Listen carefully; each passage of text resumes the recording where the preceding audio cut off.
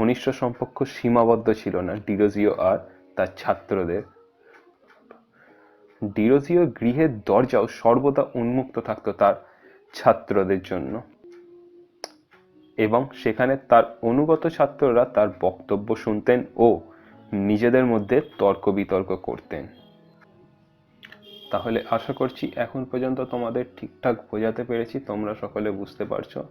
যদি কোনো জায়গায় অসুবিধে হয় অবশ্যই কমেন্ট বক্সে কমেন্ট করে জানিও, কিন্তু তোমাদের অসুবিধাও তুলে না ধরলে আমরা সেই জায়গাটা ঠিক করতে পারবো না।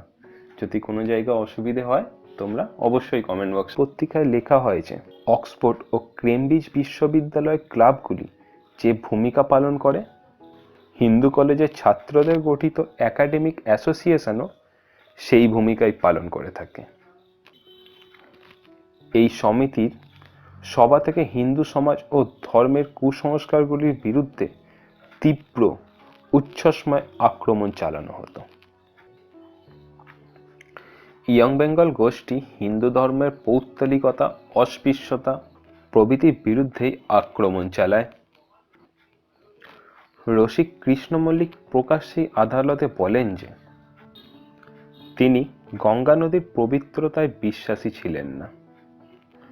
ডিরোজিওবাদীদের প্রভাব ক্রমে অন্যান্য শিক্ষা প্রতিষ্ঠানগুলির মধ্যে ছড়াতে থাকে এবং কেউ কেউ তো উপবীত ত্যাগ করেন বলেও প্রচারিত হয়।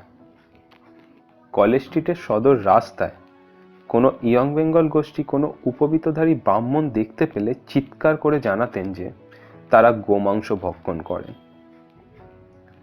এবং কোনো স্থানে লেখা নেই কিছু ব্যক্তিরা এই কুসংস্কারগুলিকে নিয়ে এসেছিলেন, আর তার কারণ কি ছিল? সমাজের মধ্যে তাদের কর্তৃত্ব স্থাপন করার জন্য।